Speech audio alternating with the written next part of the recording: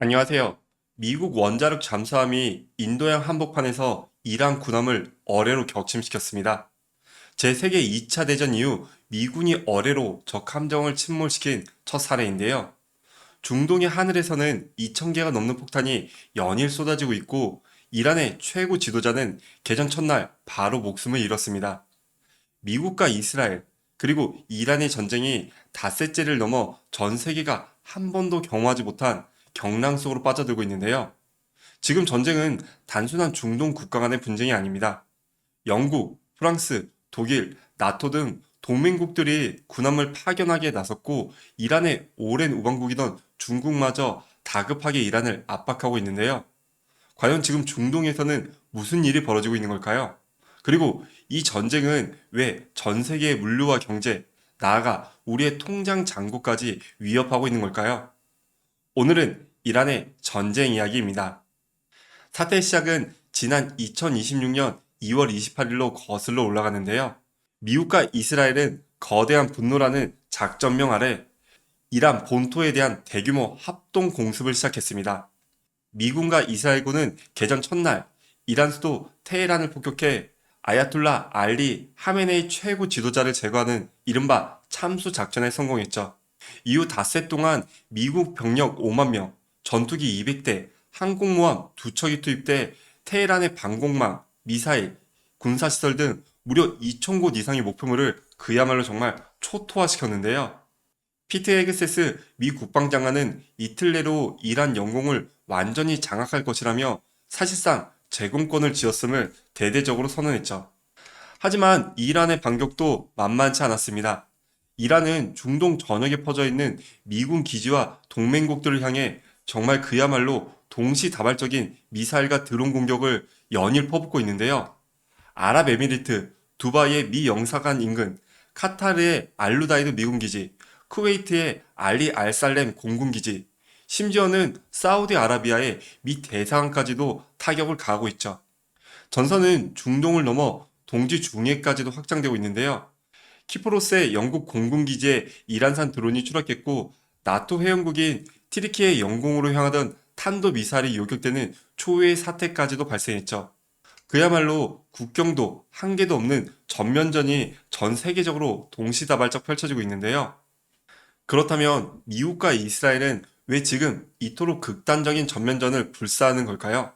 도널드 트럼프 대통령은 이란이 핵 프로그램을 포기하지 않고 장거리 미사일을 개발해온 것을 명분으로 삼으며 지금의 위협을 제거할 마지막이자 최고의 기회라고 못 박았죠. 가장 결정적인 트리거는 바로 핵 때문인데요. 이란이 우라늄 농축 농도가 무기급인 60%를 넘어선 상황에서 미국과 이스라엘이 이란의 핵무기를 완성하기 직전에 임계점에 도달했다라고 판단했죠. 라파엘 하르파즈 주한 이스라엘 대사가 서울에서 연 기자회견에서 1990년대 초 북한의 핵 개발을 막지 못한 교훈을 잊어서는 안 된다라고 말한 대목은 이들의 절박함과 결심을 여실히 보여주죠. 하지만 작전의 전개 양상을 보면 미국의 진짜 목표는 단순한 핵 관련 군사시설 파괴가 아니라 레임 체인지, 즉 정권 교체에 맞춰져 있는 것으로 보이는데요. 현재 미국과 이스라엘은 3단계 작전을 구사하고 있죠. 첫 번째 단계로는 이란의 지도부를 제거하는 데 목적을 뒀고 두 번째로는 100시간 이내 방공망과 미사일 전력을 파괴하는 데 중점을 두고 있죠. 그리고 마지막 지금 진행 중인 3단계가 바로 이란 정권을 떠받치는 핵심 기둥인 이슬람 혁명수비대와 바시즈 민병대, 경찰 특수부대 본부를 무너뜨리는 전략인데요. 이 부대들은 과거 이란 내 반정부 시위대를 무자비하게 유혈 진압했던 조직들이죠. 이들의 힘을 빼서 이란 내부에 억눌렀던 민중 봉기를 유도하겠다라는 전략을 구사하고 있죠. 여기에 더해 미국 CIA가 지원하는 것으로 알려진 이라크 내 쿠르트 무장 세력 수천 명이 이란 국경을 넘어 지상전에 돌입했다라는 소식도 연일 들려오고 있습니다. 비하자면 이런데요. 견고한 철옹성을 무너뜨리기 위해 밖에서는 성벽을 부수는데 그치지 않고 성을 지키는 경비병들을 집중 저격해 성 안에서 핍박받던 백성들이 스스로 성문을 열게 만들겠다라는 고도의 전략을 펼치고 있죠. 트럼프 행정부는 베네수엘라처럼 정권의 핵심 인물이 자연스럽게 정권을 이양받되 미국의 우호적인 정책을 펴는 그림을 기대했겠죠. 하지만 현재 이란의 하메네이의 후계자로 초강경파인 차남 모즈타바 하메네이가 유력해지면서 미국의 이런 낙관적인 출구 전략이 첫 단추부터 단단히 꼬이고 있죠. 이처럼 미국이 간과했던 20 변수들의 데이터를 한번 해부해보죠. 겉으로는 미국이 일방적으로 이란을 압도하고 있는 것 같지만 그 이면을 들여다보면 전혀 다른 이야기들이 펼쳐지고 있죠. 첫 번째 숨은 변수는 바로 요격 미사일 고갈의 딜레마인데요.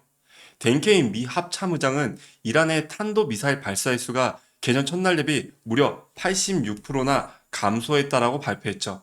발사대 파괴로 이란의 미사일 투사력이 꺾였다라는 뜻인데요. 트럼프 대통령 역시 세계가 존재조차 모르는 무기 비축량이 미국에는 있다라면서 우리는 전쟁을 영원히 수행할 무제한의 무기를 갖고 있다라며 다른 언론들이 걱정하고 있는 미사일 부족 현상에 대해서 전혀 문제가 없다라며 호언장담했죠.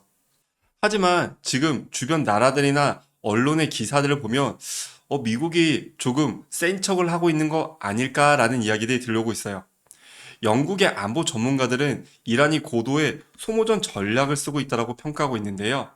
이란이 값싼 일회용 샤헤드 드론이나 구형 미사일을 쏘아 올리면 미국은 이를 막기 위해서는 대당 517만 달러, 하나로 약 76억 원에 달하는 패트리언 미사일로 견제를 해야 하죠. 문제는 록히드 마틴이 이 미사일을 1년에 고작 620기를 생산하는데 단 며칠 만에 수백 발이 현재 소모되고 있는 상황이죠.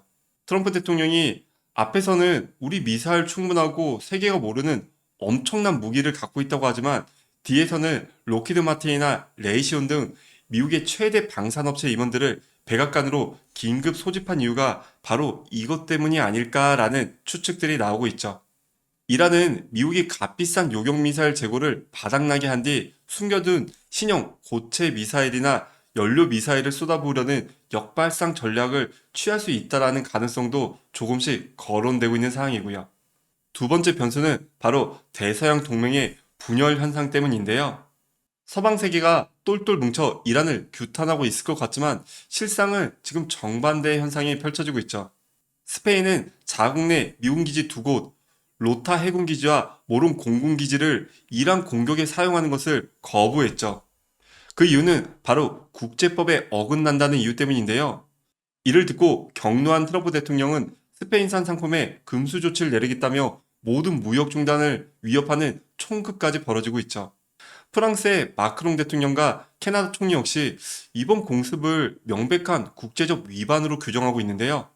나토와 독일은 미국을 지지하고 있지만 영국, 프랑스, 이탈리아는 이란발 드론을 막기 위해 키프로스의 군함을 파견하면서도 미국의 선제 공격 방식에는 거리를 두는 복잡한 이해관계 충돌이 연일 벌어지고 있죠.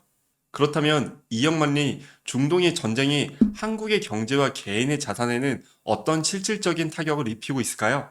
그 연결고리는 바로 호르무즈 해협과 중국에 있는데요. 이란 혁명 수비대는 수세에 몰리자 영내 군사경제 인프라를 완전히 파괴하겠다며 바레인이나 UAE, 주요 산업단지와 아마존 데이터 센터를 연일 타격을 가하고 있죠. 나아가 세계 해상 원유 수송량의 20%가 지나는 이 호르무즈 해협을 통제하겠다라며 무차별 공격을 퍼붓고 있는데요. 그 파급 효과는 데이터로 즉각 나타나고 있죠. 중동에서는 아시아로 향하는 초대형 원유 운반선의 하루 운임이 연초 대비 무려 13.6배나 폭등해 42만 달러를 돌파하는 지경에 이르렀죠. 주요 해상 보험사들은 전제 위험 담보를 취소했고 머스크 같은 글로벌 해운사들은 아프리카 희망봉으로 어쩔 수 없이 뱃머리를 돌리고 있는 상황이죠.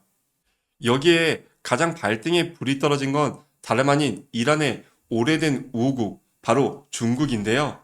중국은 수입 원유의 절반을 호르무즈 해협에 의존하고 카타르에서는 에너지의 30%를 수입하고 있죠. 이란이 카타르의 가스 시설까지 타격하자 이란의 맹방이었던 중국 외교부가 이례적으로 호르무즈 해협에 대한 항해 안전을 보장하라며 이란을 압박하고 나서고 있죠. 이 호르무즈 해협에 대한 압박은 우리에게 미치는 영향도 매우 치명적인데요. 한국은 석유 한 방울 나지 않는 수출 주도형 국가죠. 글로벌 원유 공급망이 마비되고 해상 운임이 폭등하면 국내 물가 인플레이션이 걷잡을 수 없이 치솟게 마련이죠. 게다가 중국 경제가 에너지 위기로 타격을 입는다면 중국을 최대 무역 파트너로 둔 한국 경제 역시 연쇄적인 수출 한파를 맞을 수밖에 없는 상황이죠. 또한 안보적 측면도 무시할 수 없는데요.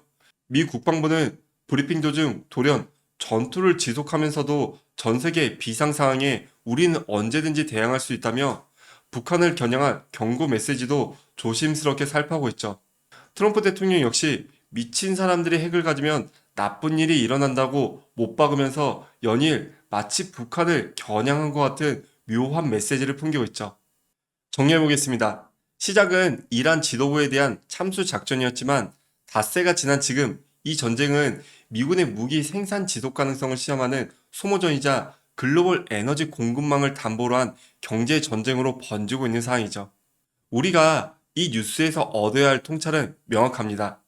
현대의 전쟁은 어느 한 국가의 압도적 무력만으로는 단기간에 끝나지 않을 수 있다는 거죠. 이란 내부의 민중 봉기 여부나 쿠트르족의 진격 성과, 그리고 후계자 모주타바 하메네이의 선택에 따라 이 전쟁은 자칫 수개월 이상 이어질 수 있는데요. 당장 내일의 국제유가 변동과 수출 기업들의 물류 차질 리스크에 대비하는 냉정한 현실 점검이 필요한 시점이 아닐까 싶습니다.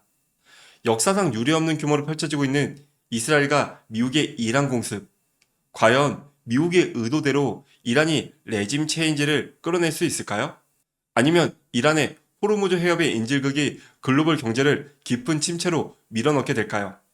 여러분은 이번 사태를 어떻게 보시나요? 자유로운 의견과 생각 댓글로 남겨주시면 정말 감사하겠습니다. 영상 시청 감사드리며 구독, 좋아요를 꼭 한번 부탁드리며 저는 다음에 더 유익하고 재미있는 이야기로 다시 찾아오겠습니다.